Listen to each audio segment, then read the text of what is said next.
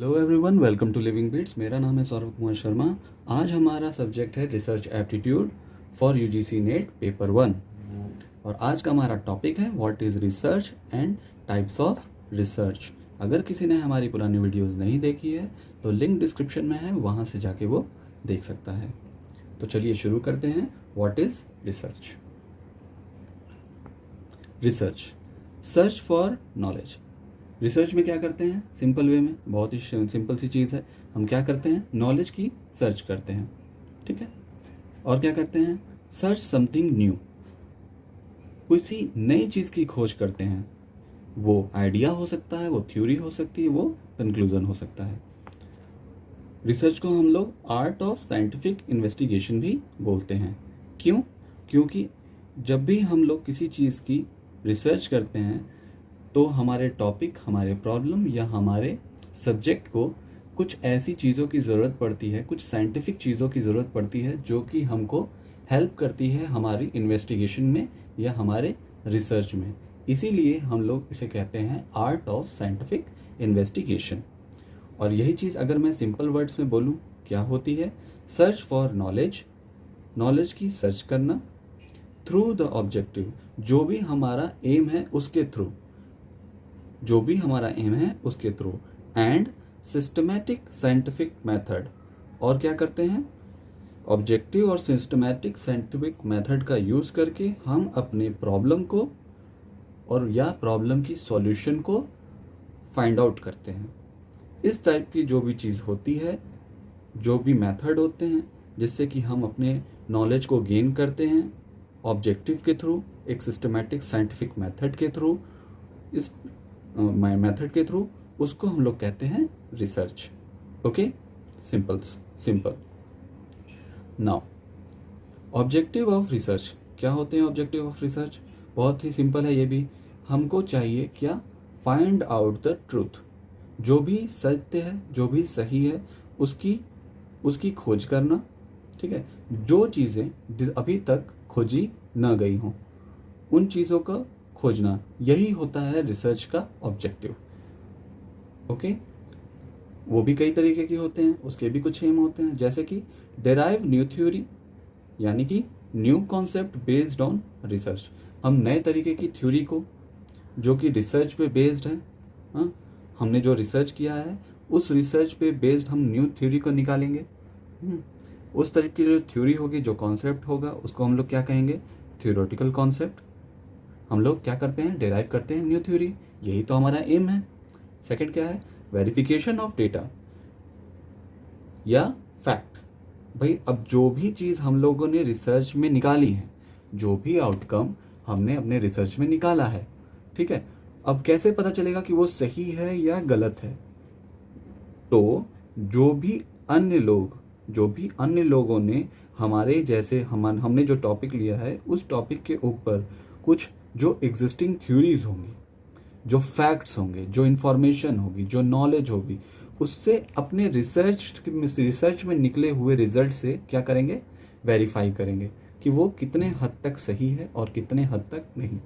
तो ये भी एक एम होता है कि अपने फैक्चुअल चीज़ों को वेरीफाई करना, जो भी रिजल्ट आया है उससे मैच करना एग्जिस्टिंग थ्योरीज से, नॉलेज से, फैक्ट से। ये भी एम होता है हमारे ऑब्जेक्टिव ऑफ रिसर्च का। और क्या करना? To find out the solution. Yes, ये भी बहुत इंपॉर्टेंट चीज़ है कि हमको अपने सॉल्यूशन भी फाइंड आउट करना बहुत इंपॉर्टेंट है। कैसे? Search solution with the application of scientific method. जो भी सॉल्यूशन निकला है with the application of scientific method, हमको अपने रिसर्च का सॉल्यूशन भी निकालना भी बहुत इंपॉर्टेंट होता है।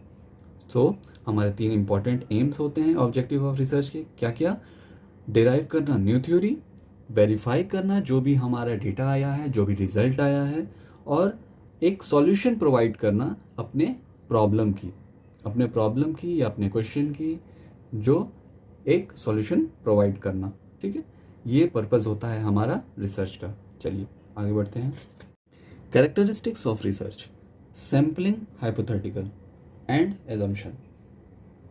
जब भी हम रिसर्च करते हैं तो कभी कभी क्या होता है कि हम लोग किसी चीज़ को हाइपोथेटिकली कोई चीज़ अनुमान लगाते हैं, कोई सैंपल में सैम्पलिंग करते हैं या अनुमान लगाते हैं किसी चीज़ का, या एजम्पशन लगाते हैं कि हाँ ये चीज़ इस तरीके से हो सकती है या ये चीज़ इस तरीके से की जा सकती है।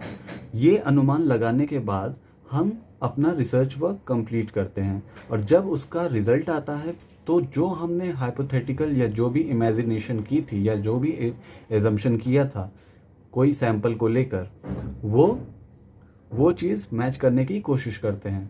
ठीक है, कि हमारा रिसर्च कहाँ तक सही है और कहाँ तक नहीं। तो ये कैरेक्टरिस्टिक है हमारे रिसर्च का। सेकंड पॉइंट क्या है? Scientific and social investigation. Scientific यानी कि साइंस का इन्वॉल्वमेंट लेते हैं, साइंस की हेल्प लेते हैं।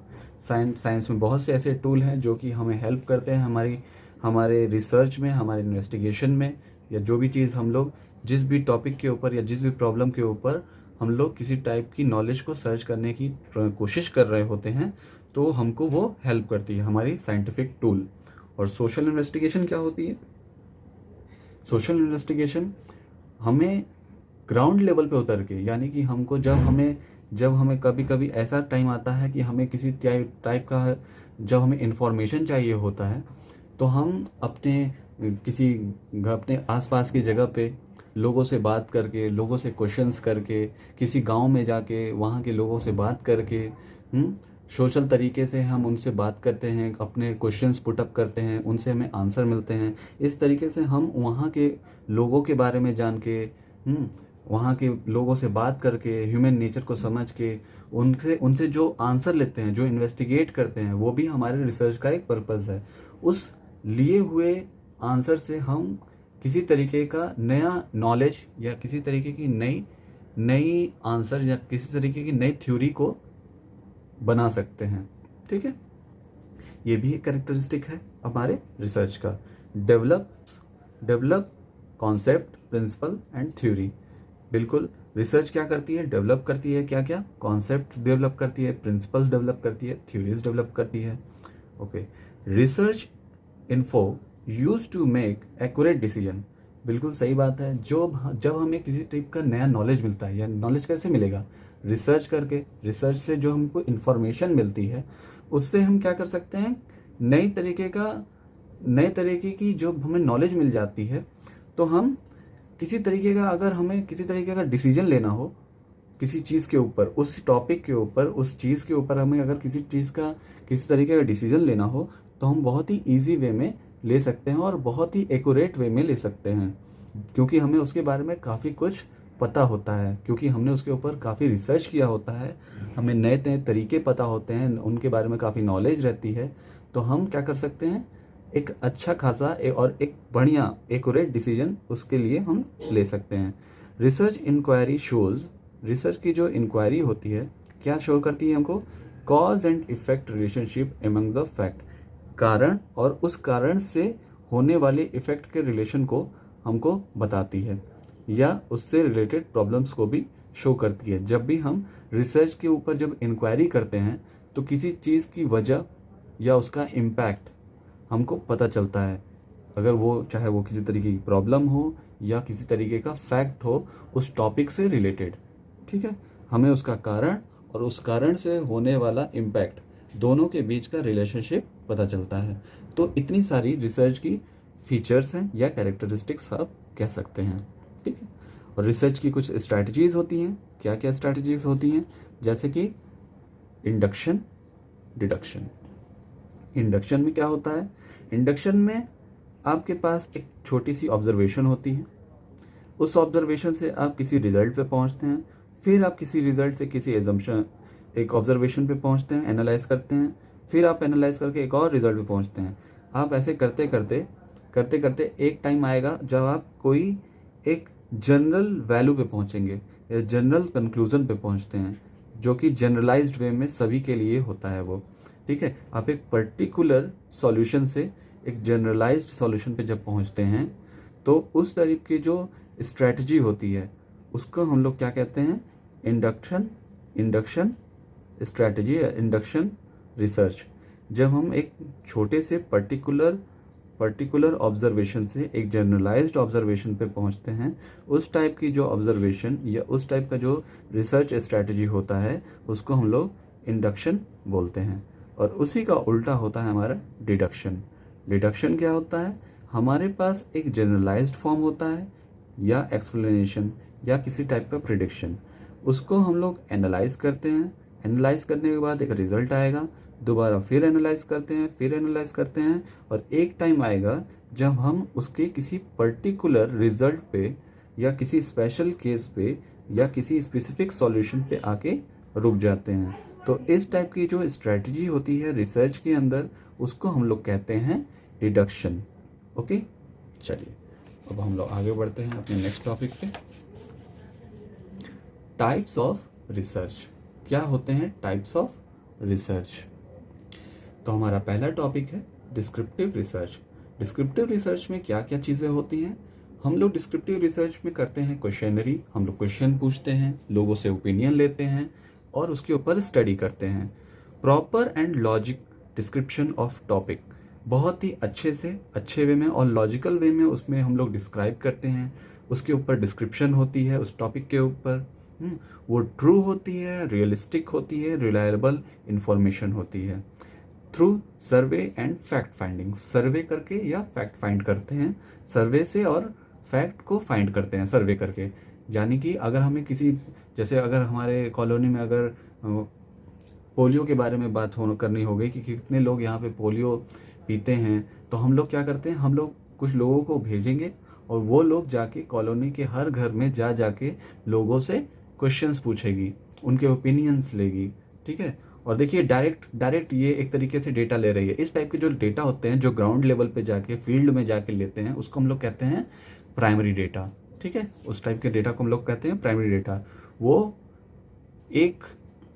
वो ट्रू डेटा होता है, रियलिस्टिक डेटा होता है। क्यों? क्योंकि जो एकदम जो पॉइंट, जो रूट लेवल है, हाँ, जो एकदम चाइल्ड लेवल है या लीफ लेवल है, वहाँ से रूट लेवल तक आती है, इसीलिए हम लोग उसे कहते हैं ट्रू या रियलिस्टिक या रिलायबल इंफॉर्मेशन।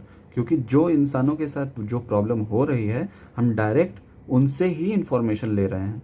ठीक है, रिसर्चर पे क्या होता है? Researcher no control over the variables. No control over the variables. Variables क्या होते हैं? जो भी चीज़ हम रिसर्च कर रहे हैं, रिसर्च में देखिए बहुत सारी चीज़ें आएंगी। रिसर्च में हम जब भी कोई चीज़ रिसर्च कर रहे हैं उसमें बहुत सारी चीज़ें होती हैं, जो कुछ लिविंग थिंग्स होती हैं, कुछ नॉन लिविंग थिंग्स होती हैं, जो भी हमारे रिसर्च में क्या करती हैं, इन्वॉल्व होती हैं। जो भी हमारी चीज़ रिसर्च में इन्वॉल्व होती हैं, हमारे आसपास का एनवायरनमेंट, हमारा जो भी चीज़ें, ऑब्जेक्ट जो इन्वॉल्व हो रहे हैं, वो सब, उन सभी चीज़ों को, लिविंग हो या नॉन लिविंग थिंग्स हो, उन सभी को क्या कह रहे हैं हम लोग? वेरिएबल। ठीक है, लिविंग थिंग्स हो या नॉन लिविंग थिंग्स हो, जो हमारे सब्जेक्ट में, हमारे प्रॉब्लम में इन्वॉल्व हो रही हैं, उनको हम लोग कहते हैं वेरिएबल, चाहे वो लिविंग थिंग्स हो चाहे वो नॉन लिविंग थिंग्स हो। ठीक है, तो यहाँ पे क्या बोला जा रहा है कि जो भी रिसर्चर है उसका कोई कंट्रोल नहीं होता है हमारे आसपास की चीज़ों के ऊपर। मतलब कि जो चीज़ें हैं एज इट इज़ रिसर्च में, वैसे ही आपको रिजल्ट में शो कर दी जाती है। ठीक है, वैसे ही आपको उसमें शो कर दी जाती है। रिसर्चर का कोई भी यहाँ पे कंट्रोल नहीं होता है वेरिएबल्स के ऊपर। वेरिएबल्स का क्या मतलब है यहाँ पे? लिविंग या non living things which is involve in our topic, our subject और our problem. Okay, ex post facto research, it is carried out after incident. ये कब हम लोग रिसर्च अप्लाई करते हैं? जब कोई इवेंट हो चुका होता है, तब हम वहाँ पे लगाते हैं एक्स पोस्ट फैक्टो रिसर्च। ठीक है, किसी घटना के होने के बाद जो रिसर्च होती है वहाँ पे होता है ex post facto research. No control over variable, researcher का कोई भी कंट्रोल नहीं होता है उनके वेरिएबल्स का। यानी कि वहाँ पे उस रिसर्च में इन्वॉल्व हुई जितनी भी चीज़ें हैं, लिविंग थिंग्स और नॉन लिविंग थिंग्स या वहाँ का एनवायरनमेंट, वो सारी चीज़ों पे रिसर्चर का कोई कंट्रोल नहीं होता है। Used in social science and business, कहाँ पे ज़्यादा यूज़ होता है? सोशल साइंस में और हमारे बिजनेस में।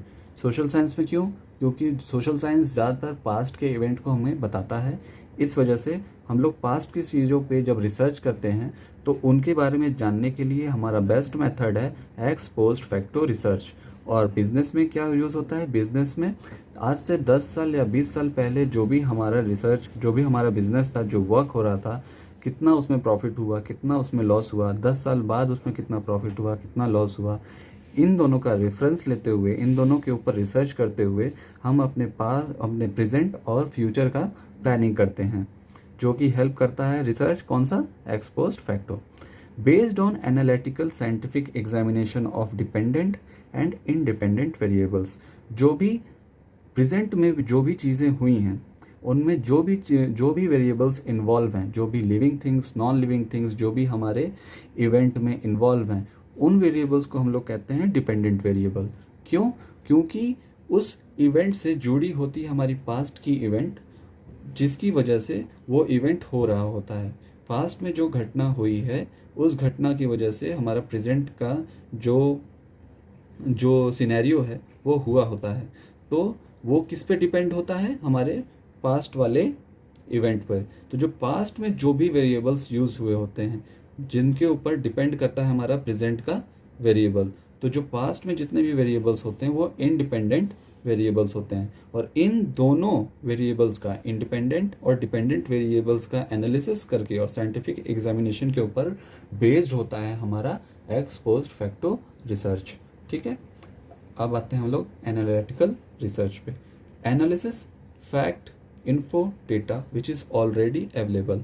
एनालिटिक रिसर्च में क्या होता है, एनालिटिकल रिसर्च में जो भी हम लोग एनालिसिस करते हैं, फैक्ट निकालते हैं, इंफॉर्मेशन रखते हैं, डेटा होता है, वो हमारे पास पहले ही से अवेलेबल होता है एनालिटिकल रिसर्च में। ठीक है, ये डिपेंड करता है हमारे सेकेंडरी डेटा पे। सेकेंडरी डेटा किसे कहते हैं, जब मैं ग्राउंड लेवल पे उतर के, यानी कि नीचे छोटी छोटी जगहों पे जाके लोगों से बात करके जब भी कोई डेटा कलेक्ट करता हूँ, उन डेटा को कहते हैं हम लोग प्राइमरी डेटा। और जिस ऑर्गेनाइजेशन ने मुझसे मांगा है डेटा, और मैं यहाँ से डेटा लेके अपने डेटा को रिफाइन करके अच्छे से उसको तैयार करके फॉरवर्ड करता हूँ उस ऑर्गेनाइजेशन को, तो उस ऑर्गेनाइजेशन के लिए वो डेटा सेकेंडरी डेटा कहलाता है। वो एक ऑलरेडी डेटा है जो कि मैंने एक्सट्रैक्ट किया है ग्राउंड लेवल पे जाके, primary, as a primary data. ठीक है, तो जो मैं लेने जाऊँगा ग्राउंड लेवल पे वो प्राइमरी डेटा है, और वो प्राइमरी डेटा को मैं फिर से रिफाइन करके अच्छे से लिख के जो मैं ऑर्गेनाइजेशन को दूंगा, उसको मैं कहा जाएगा सेकेंडरी डेटा। ठीक है, और ये जो रिसर्च है, analytical data research, analytical research, ये डिपेंड करता है किस पे, सेकेंडरी डेटा पे, यानी कि जो डेटा मैं दूंगा ऑर्गेनाइजेशन को उस पे। दो तरीके के यहाँ पे रिसर्च होते हैं, एक होता है क्वांटिटेटिव, एक होता है क्वालिटेटिव। तो क्वालिटेटिव रिसर्च में वो रिसर्च होती है, क्वांटिटेटिव रिसर्च में वो रिसर्च होती है जिसमें किसी तरीके का जिसको हम लोग क्वांटिटी के टर्म्स में रिप्रेजेंट कर सकें या नंबर्स के टर्म में रिप्रेजेंट कर सकें, उस टाइप की जो रिसर्च होती है उसको हम लोग क्वांटिटेटिव रिसर्च कहते हैं। और क्वालिटेटिव रिसर्च उसी की ओर क्या होता है, जिसमें हम लोग नॉन न्यूमेरिक टर्म्स का यूज़ करते हैं, या हम लोग क्वालिटीज़ का इस्तेमाल करते हैं, या ह्यूमन बिहेवियर का इस्तेमाल करते हैं, ह्यूमन बिहेवियर का इस्तेमाल करते हैं। यानी कि क्वालिटेटिव कि उसमें क्या अच्छाइयाँ हैं, क्या करना चाहिए, क्या नहीं करना चाहिए। ठीक है, वर्ड्स के फॉर्म में बात करेंगे, न्यूमेरिकल के फॉर्म में बात नहीं करेंगे। न्यूमेरिकल के फॉर्म में करेंगे इसमें क्वांटिटेटिव में। क्वालिटेटिव में वर्ड्स के फॉर्म में जब हम लोग बात करते हैं, रिटन फॉर्म में इंफॉर्मेशन लेते हैं, किसी चीज़ को मोटिवेट करने के लिए बात करते हैं, ह्यूमन बिहेवियरल की बात करते हैं। ह्यूमन बिहेवियरल मतलब बिहेवियरल साइंस, जिसमें ह्यूमन एनिमल्स के बारे में बात हो, उनकी इंफॉर्मेशन ली जाए, कैसे, अल्फ़ाबेटिक ऑर्डर में, न्यूमेरिक ऑर्डर में नहीं, लेटर्स में। ठीक है, रिटन इन्फॉर्मेशन हो, उसे हम लोग क्वालिटेटिव रिसर्च में कहते हैं, लाते हैं। अप्लाइड रिसर्च, अप्लाइड रिसर्च क्या होता है, finding problems, solution, conclusion for immediate problem faced by society और कॉरपोरेट। अप्लाइड रिसर्च क्या है, फाइंड करना सॉल्यूशन या किसी टाइप का conclusion immediate problem faced by society और कॉरपोरेट। ठीक है, जैसे कि आज देखिए, आज क्या इंपॉर्टेंट है, हमें सबसे ज़रूरी है इमीडिएट हमें चीज़ें क्या चाहिए, हमें कोरोना की दवा चाहिए। तो यहाँ पे हमारे जो डॉक्टर्स हैं वो अप्लाइड रिसर्च कर रहे हैं। अप्लाइड रिसर्च कहने का क्या मतलब है, वो फाइंड कर रहे हैं, क्या प्रॉब्लम फाइंड कर रहे हैं, कोरोना की दवा को जल्दी से जल्दी लाने का, जो हमें हमारे तरफ इस वक्त इमीडिएट प्रॉब्लम है जो कि फेस कर रही है हमारी सोसाइटी, हमारा corporate. Discover solution for practical problem. Applied research क्या करता है, प्रैक्टिकल्स जो प्रॉब्लम है, भाई प्रैक्टिकल प्रॉब्लम है ना कोरोना, तो उसको उसकी सॉल्यूशन फाइंड करने के लिए यहाँ पे अप्लाइड रिसर्च का इस्तेमाल हो रहा है। तो आइडेंटिफाई करेगा क्या, सोशल, इकोनॉमिक और पॉलिटिकल ट्रेंड, जो भी चीज़ें इकोनॉमिकली जो प्रॉब्लम आती है हमारे हमारे कंट्री में, हाँ, सोशली जो प्रॉब्लम आती है, पॉलिटिकल जो प्रॉब्लम आती है, उन सब का इफ़ेक्ट जो सोसाइटी पे पड़ता है, उससे किस तरीके से हैंडल करना है, उस सबको हैंडल करने के लिए हम लोग अप्लाइड रिसर्च का भी यूज़ करते हैं। Next, fundamental research. Fundamental research क्या होती है, pure theoretical research. Pure theoretical research जो एकदम प्योर बेसिक रिसर्च जिसे कहते हैं, प्योर, जिसमें सिर्फ लिखना रहता है और कुछ नहीं। Finding information that has a broad base application. एक ऐसा इंफॉर्मेशन को फाइंड करना जिसका ब्रॉड बेस एप्लीकेशन हो, जिसका यूज़ कई जगह हो। ऐसी इंफॉर्मेशन का इस्तेमाल, मतलब इंफॉर्मेशन को फाइंड करना, ठीक है, ऐसी इंफॉर्मेशन का फाइंड करना। जैसे कि आप कोई भी चीज़ ले सकते हैं, जैसे कि आप ले लीजिए न्यूटन्स लॉ। न्यूटन्स लॉ क्या है, इसकी जो खोज की गई होगी वो एक तरीके की फंडामेंटल रिसर्च के थ्रू की गई होगी। आज देखिए न्यूटन्स लॉ का कितना ज़्यादा एप्लीकेशन है, ब्रॉड एप्लीकेशन है, लगभग हर जगह इस्तेमाल होता है, ठीक है। कॉन्सेप्चुअल रिसर्च, ऊपर एक लाइन भूल गए हम लोग। It explores new law, formulas, theories, old theories, revised and old principle. Old theories revised and old principles are rejected. जो भी पुराने प्रिंसिपल होते हैं, जो भी तथ्य होते हैं, जो भी सिद्धांत होते हैं, उन सबको रिजेक्ट कर दिया जाता है, ठीक है। Conceptual research. कॉन्सेप्चुअल रिसर्च क्या होती है, नो प्रैक्टिकल एक्सपेरिमेंट, इसके अंदर किसी भी तरीके का प्रैक्टिकल एक्सपेरिमेंट नहीं होता है। रिलेटेड अब्स्ट्रैक्ट थॉट और आइडिया, क्या चीज़ होता है, सिर्फ जो हमारे सोच होती है, जो हमारे विचार होते हैं, जो भी हमारी आइडियाज़ होते हैं किसी चीज़ को लेकर, यहाँ पे वो चीज़ों का इन्वॉल्वमेंट होता है। किसी भी तरीके का एक्सपेरिमेंट या प्रैक्टिकल वर्क नहीं होता है। ये खास करके कौन यूज़ करते हैं, जो भी फिलोसोफर होते हैं, थिंकर्स होते हैं, वो डेवलप करते हैं कॉन्सेप्ट, जैसे कि न्यूटन्स थ्योरी, ठीक है। न्यूटन्स थ्योरी भी एक तरीके का कॉन्सेप्चुअल थॉट है, कॉन्सेप्चुअल आई थिंक है, ठीक है, okay.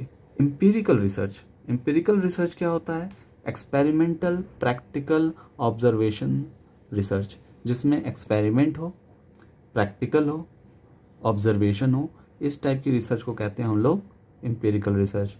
Conduct through investigation and conclusion are drawn on the basis of collected evidence. Conduct कराते हैं हम लोग उसका इन्वेस्टिगेशन, और जो भी कंक्लूजन आता है किसके बेसिस पे, जो भी एक्सपेरिमेंट किया हमने, प्रैक्टिकल किया, उससे जो रिजल्ट आया, जो एविडेंस मिला, जो भी सबूत मिले हमें उससे, वही होता है हमारा यहाँ पे रिजल्ट या कंक्लूजन, ठीक। यानी कि सिंपली आप ये बोल सकते हैं empirical research experimental practical observational research है। और ये हमको कौन सा आंसर देता है, ये हमको आंसर देता है जो भी हमने एक्सपेरिमेंट किया है, प्रैक्टिकल किया है, उससे निकलने वाले जो एविडेंस हैं, जो भी फैक्ट हैं, वही इसका रिजल्ट होते हैं। Historical research. हिस्टोरिकल रिसर्च क्या है, रिसर्च कलेक्ट डेटा। रिसर्चर क्या करते हैं, कलेक्ट करते हैं डेटा को, फैक्ट को, setup experimental design to prove his hypothesis. भाई पास्ट में जो भी चीज़ें हुई हैं, रिसर्चर क्या करता है, कलेक्ट करता है डेटा को, फैक्ट को, और सेटअप करता है एक एक्सपेरिमेंटल डिज़ाइन, ठीक है, और एक हाइपोथेसिस, एक अनुमान लगाता है, हाँ, और क्या करता है, एक्सपेरिमेंट सेटअप करता है और मैच करता है कि जो भी उसने अनुमान लगाया है हिस्टोरिकल चीज़ों के ऊपर, वो उसका रिजल्ट उस टाइप से रिसर्च में मिल रहा है या नहीं, जो भी उसने अनुमान या हाइपोथेसिस किया है उस रिसर्च या उस टॉपिक या उस प्रॉब्लम को लेकर। Give result by the observation to approve disapprove his set hypothesis. वही चीज़ है कि वो उसके रिजल्ट को, उसके ऑब्जर्वेशन को देख के अप्रूव या डिसअप्रूव करते हैं अपने बनाए, अपने जो भी उसने हाइपोथेसिस पहले किया था, जो भी अनुमान लगाया था उसको, और अपने ऑब्जर्वेशन को देख के। कि इसे अप्रूव करना चाहिए या डिसअप्रूव। ओके। एक्सप्लोरेटरी रिसर्च क्या होती है? फॉर्मुलेट, रिसर्च स्टडी, फॉर्मुलेट करना, क्या? Research study. Explore hidden things, exploratory का मतलब ही होता है कि हमें क्या करना है? एक्सप्लोर करना है, क्या चीज़? हिडन थिंग्स को। इट इज़ यूजफुल व्हेन, ये कब यूजफुल आती है? जब हमें प्रॉब्लम्स डिफाइन नहीं होते हैं। जब हमें प्रॉब्लम डिफाइन नहीं होते हैं तो ऐसी जगह पे हम लोग क्या करते हैं? हम लोग एक्सप्लोरेटरी रिसर्च का इस्तेमाल करते हैं। वो क्या करता है? एक्सप्लोर करता है हिडन थिंग्स का। Help in redesign data collection, selection of topic, help करता है क्या करने में? रीडिज़ाइन करने में, डेटा को कलेक्ट करने में, सेलेक्ट करने में टॉपिक्स को, लेकिन डिसीजन मेकिंग में काम नहीं आता है। ठीक है, ये इंपॉर्टेंट पॉइंट है एक्सप्लोरेटरी का कि डिसीजन मेकिंग में काम नहीं आता है। चलिए नेक्स्ट चलते हैं।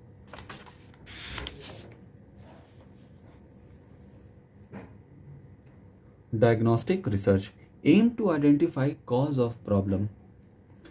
डायग्नोस्टिक रिसर्च में क्या होता है? हम एम करते हैं क्या करने के लिए? आइडेंटिफाई करने के लिए कि क्या कारण है, जो प्रॉब्लम है उसका कारण क्या है, किस वजह से ये बार बार ये दिक्कत हो रही है, उसको पहचानना और उसका एक सॉल्यूशन देना।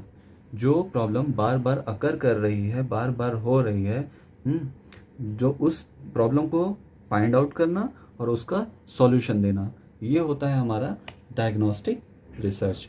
ठीक है, उसके कारण को पता करना, जो प्रॉब्लम है उसके कारण को पता करना, बार बार वो क्यों हो रही है, और वो पता करने के बाद उसका सॉल्यूशन देना। ठीक है। Experimental research includes hypothesis. Experimental research include करता है हाइपोथेसिस। हाइपोथेसिस यानी कि जो भी अनुमान है, रिसर्च करने से पहले हम अपने सब्जेक्ट के ऊपर पहले ही से कोई अनुमान या किसी टाइप का रिजल्ट सोच लेते हैं कि, या एज्यूम कर लेते हैं कि ये मे बी इस प्रॉब्लम का सॉल्यूशन हो सकता है। ठीक है। A variable that can be manipulated bye researcher and variable that can be measured, calculated and compared. जो वेरिएबल्स होते हैं हमारे रिसर्च में, उसको मैनिपुलेट किया जा सकता है रिसर्चर के द्वारा। And variables that can be measured, calculated and compared, और उन वेरिएबल्स को मेजर और कैलकुलेट या कंपेयर्ड भी किया जा सकता है। This research completed in controlled environment. ये इस एक्सपेरिमेंटल रिसर्च को, जो एक्सपेरिमेंटल रिसर्च को पूरी तरीके से कंट्रोल्ड इन्वायरमेंट में किया जाता है। कंट्रोल्ड इन्वायरमेंट यानी कि क्या? हमारे जो आसपास की चीज़ें हैं, living things, non living things या वेरिएबल्स, इन सभी चीज़ों के ऊपर हमारे रिसर्चर का पूरी तरीके से कंट्रोल होता है। डेटा रिजल्ट आइदर सपोर्ट और रिजेक्ट हाइपोथेसिस। जो भी हमने अनुमान लगाया था अपने रिसर्च करने से पहले, जो भी हमने सोचा था कि ओके इस प्रॉब्लम का या इस सब्जेक्ट या इस टॉपिक का जो भी आंसर हो सकता है, वो उसके रिजल्ट के ऊपर डिपेंड करता है। हो सकता है कि उसका रिजल्ट सपोर्ट करे हमारे हाइपोथेसिस को, या हो सकता है उसका रिजल्ट हमारे हाइपोथेसिस को रिजेक्ट करे। इस टाइप की जो रिसर्च है हम लोग उसे हाइपोथेसिस या डिडक्टिव टेस्टिंग भी कहते हैं। कुछ एक्सपेरिमेंटल रिसर्च के कुछ टाइप्स होते हैं, जैसे pre experimental, Cauchy experimental, true experimental, statistical experimental. ठीक है, इन सब के बारे में हम लोग फ्यूचर में पढ़ेंगे। अभी मैं बताऊंगा अगर इन सब के बारे में, तो हो सकता है आपको कुछ चीज़ें समझ में ना आए। फ्यूचर में जब चीज़ें इन टॉपिक्स के बारे में आते रहेंगी तो आपको फिर जब मैं इसे बताऊंगा तो आपको बेटर वे में समझ में आएगा। ठीक है, मैं अभी लिख दिया हूँ, मैंने थोड़ा डिटेल लिख दिया, लेकिन फिर भी मुझे बाद में समझ में आया कि नहीं, इसी बात मुझे बाद में आपको बताना चाहिए। ठीक है। क्रॉस सेक्शनल स्टडी क्या होती है? Record information without modifying the study environment. Cross sectional study में क्या होती है? जो भी, जहाँ भी, जो इस भी टॉपिक का हम लोग स्टडी कर रहे हैं जिस इन्वायरमेंट में, उस इन्वायरमेंट को बिना मॉडिफाई किए हम अपने इंफॉर्मेशन को रिकॉर्ड करते हैं। हम अपनी इंफॉर्मेशन को रिकॉर्ड करते हैं बिना अपने रिसर्च के इन्वायरमेंट को मॉडिफाई किए, यानी कि रिसर्च के इन्वायरमेंट को बिना बदले। Compare different population group at a single point. हम क्या करते हैं? कंपेयर करते हैं different population group at a single time. दो अलग ग्रुप्स को हम लोग क्या करते हैं? एक ही समय पे कंपेयर करते हैं। इस ग्रुप का अलग रिसर्च करेंगे और इस ग्रुप का अलग रिसर्च करेंगे, और इन दोनों ग्रुप्स का जो रिजल्ट आया है उनको क्या करेंगे, कंपेयर करेंगे। ठीक है। Benefit allow comparison of different variables at same time. इससे क्या होगा, इस ग्रुप का जो वेरिएबल्स होगा वो डिफरेंट होगा और इस ग्रुप का वेरिएबल्स डिफरेंट होगा। ये क्रॉस सेक्शनल स्टडी हमको डिफरेंट वेरिएबल्स का कंपैरिजन करवाएगी एट अ सेम टाइम। एक समय पे दो अलग वेरिएबल्स का हम लोग कंपैरिजन कर पाएंगे कि कौन बेटर परफॉर्म कर रहा है, किनका रिजल्ट ज़्यादा बेटर आ रहा है।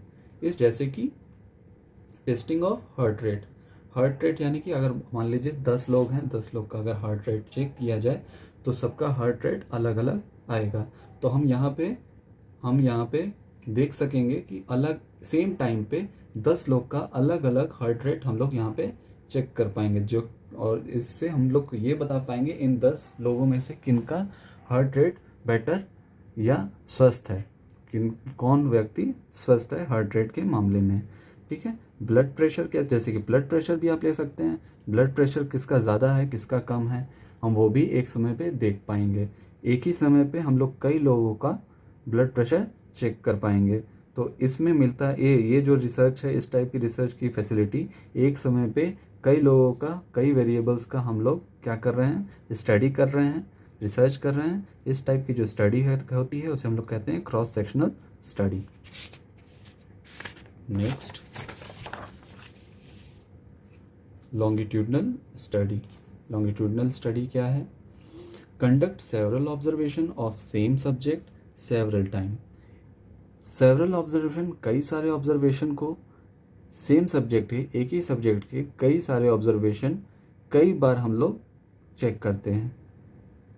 क्या करते हैं? चेक करते हैं। सेवरल ऑब्जर्वेशन, बहुत सारे ऑब्जर्वेशन देखते हैं सेम सब्जेक्ट के बहुत सारे टाइम।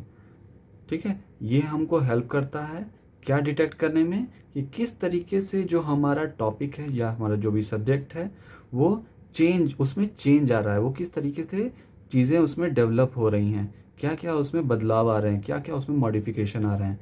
ये चेक करने में हमें आसानी होती है। किससे? लॉन्गिट्यूडनल स्टडी से। लॉन्गिट्यूडनल का मतलब ये हो गया जो लंबे समय तक चले, लंबे समय तक चलने वाले स्टडी या प्रोग्राम को हम लोग क्या कहते हैं? Longitudinal study. ठीक है। इंटरडिसिप्लिनरी आप जानते होंगे, अगर आप यूनिवर्सिटीज़ में पढ़े होंगे तो आप लोग जानते होंगे कि 1 से 2 सब्जेक्ट की कंबाइन स्टडी करवाई जाती है स्टूडेंट से। ठीक है। जिससे कि हम अपने एकेडमिक्स में कई सारी नई चीज़ों को, नए नॉलेज को जान पाएँ। ठीक है। नए नॉलेज को सीख पाएँ। combining of 2 or more academic disciplines into one activity, draw knowledge from several field। तो इंटरडिसिप्लिनरी क्या है? 2 या 2 से ज़्यादा एकेडमिक डिसिप्लिन्स को एक ही एक्टिविटी में क्या करते हैं, हम लोग कनेक्ट करते हैं, जिससे कि हम लोग नए तरीके की नॉलेज को सीख पाएँ। ठीक। पार्टिसिपेटरी एक्शन रिसर्च या पार। ठीक। क्या है? सबसेट ऑफ एक्शन रिसर्च या subset of action research. Systematic collection of data and analysis of data for purpose of taking action and making changes। Systematic collection of data, एक systematic collection होता है data का, और उसमें क्या होता है? एनालिसिस होता है डेटा का for purpose of taking action and making change, जिससे कि जिसको एनालाइज करके हम उसके ऊपर एक्शन ले सकें और उसमें किसी तरीके का मॉडिफिकेशन कर सकें। ठीक है। वो क्या होता है? सबसेट होता है एक्शन रिसर्च का। तो पार यानी कि पार्टिसिपेटरी एक्शन रिसर्च एक तरीके का सबसेट है एक्शन रिसर्च का, जिसमें सिस्टमैटिक कलेक्शन होता है डेटा का, जो कि एनालाइज करता है डेटा को, किसके लिए? For the purpose of taking action, जिसके ऊपर हम कोई एक्शन ले सकें और उसमें किसी तरीके का मॉडिफिकेशन कर सकें। Qualitative research concerned with developing explanation of social phenomena, provide insight into the setting of problem, generating idea hypothesis, concerned with the study of people, cultural and anthropology। Qualitative research क्या होती है? ये research एक तरीके से social चीज़ों के ऊपर जो हम लोग एक्सप्लेनेशन देते हैं, जो एक्सप्लेन करते हैं, जो सोशल यानी कि क्या, लोग ह्यूमंस या उनसे रिलेटेड जो उनके कल्चर्स होते हैं, उनसे रिलेटेड जो प्रॉब्लम होती है, उनके बारे में किसी तरीके का रिसर्च करना, रिसर्च करके किसी तरीके का आइडिया निकालना, किसी तरीके का कंक्लूजन निकालना या हाइपोथेसिस प्रोवाइड करना, किसी तरह का एजम्पशन लेना, ये सब आता है हमारे क्वालिटेटिव रिसर्च में, जो कि कंसर्न करता है स्टडी ऑफ पीपल और उनके कल्चर के बारे में।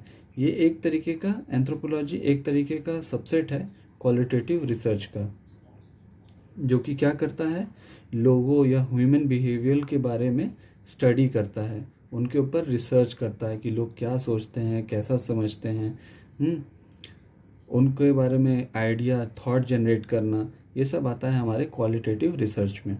क्वांटिटेटिव रिसर्च क्या होता है, deals with number, data and use mathematical operations to investigate their property.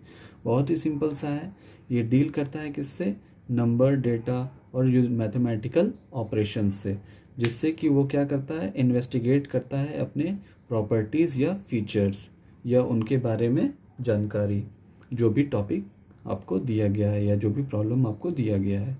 Mixed research क्या होता है, mixed research based on practical way, ये प्रैक्टिकल वे पे बेस्ड होता है, way of qualitative and quantitative, मतलब कि आपका जो क्वालिटेटिव और क्वांटिटेटिव में जो प्रैक्टिकल चीज़ें होती हैं उनका यूज़ करता है, collecting, analysing and integrating quantitative and qualitative research. Collect करता है, एनालाइज करता है और इंटीग्रेट यानी कि उसमें से क्या करता है, चीज़ों को निकालता है, किसके, क्वांटिटेटिव और क्वालिटेटिव रिसर्च के।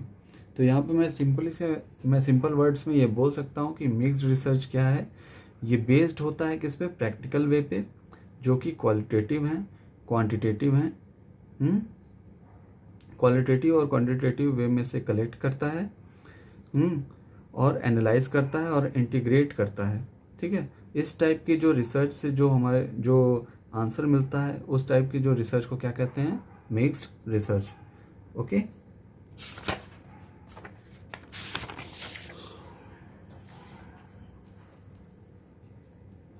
अब आपका क्या आता है, एथनोग्राफिक रिसर्च। एथनोग्राफिक रिसर्च क्या होता है, स्टडी ऑफ पीपल लाइफ्स, लोगों के जीवन के बारे में स्टडी करना इन रियल लाइफ इन्वायरमेंट, जो कि रियल लाइफ इन्वायरमेंट में जो लोग जी रहे हैं उनके बारे में, उनकी लाइफ के बारे में, उनकी कम्युनिटी के बारे में क्या करना, स्टडी करना। Focus on social and cultural expect, उनके जीवनचर्या को, उनके कल्चर को, रीति रिवाज को के एक्सपेक्ट में उनके बारे में जानना, समझना और उनके बारे में स्टडी करना, ये क्या होता है, एथनोग्राफिक रिसर्च। ठीक है, ऑब्जर्वेशनल रिसर्च या फील्ड रिसर्च किसे कहते हैं, it is a type of non experimental को हम लोग कोरिलेशनल भी बोलते हैं, research in which researcher observe on going behaviour. Researcher क्या करता है, ऑब्जर्व करता है चल रहे हुए जो भी कंडीशन है, उन कंडीशंस को क्या करता है, वो ऑब्जर्व करता है।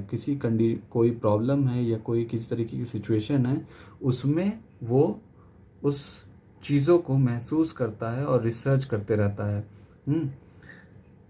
वो एक नॉन एक्सपेरिमेंटल होता है, वो उन चीज़ों के साथ मर्ज रहता है, यानी कि उसी इन्वायरमेंट, उसी फील्ड में रहकर उन चीज़ों को ऑब्जर्व करता है। ठीक है, ये दो तरीके के होते हैं, नेचुरलिस्टिक और एक होता है कंट्रोल्ड। नेचुरलिस्टिक यानी कि कोवर्ट में क्या होता है, do not identify themselves and mix with the subject topic और ऑब्जर्व फ्रॉम अ डिस्टेंस। इसमें क्या होता है नेचुरलिस्टिक में, कि जो रिसर्चर है अपने आप को पहचान नहीं पाता है कि वो क्या है, वो उस सब्जेक्ट और टॉपिक के साथ ही मिक्स रहता है और एक साइड में रह के उस प्रॉब्लम को देखता रहता है। ठीक है, कंट्रोल्ड में क्या है, कंट्रोल्ड को कहते हैं overt, researcher identify themselves, researcher को अपनी पहचान रहती है, वो रिसर्चर एज अ रिसर्चर कि वो एक रिसर्चर है, and explain the purpose of their observation, और अपने ऑब्जर्वेशन को, जो भी ऑब्जर्वेशन वो देख रहा है कि चीज़ें किस तरीके से बिहेव कर रही हैं, उनको एक्सप्लेन करता है। ओके, तो बस आज का टॉपिक यहीं तक था, टाइप्स ऑफ रिसर्च। अब हम नेक्स्ट टॉपिक मिलेंगे अपना सैम्पलिंग में। ठीक है, चलिए गुड बाय। लाइक करिए, शेयर करिए, सब्सक्राइब करिए।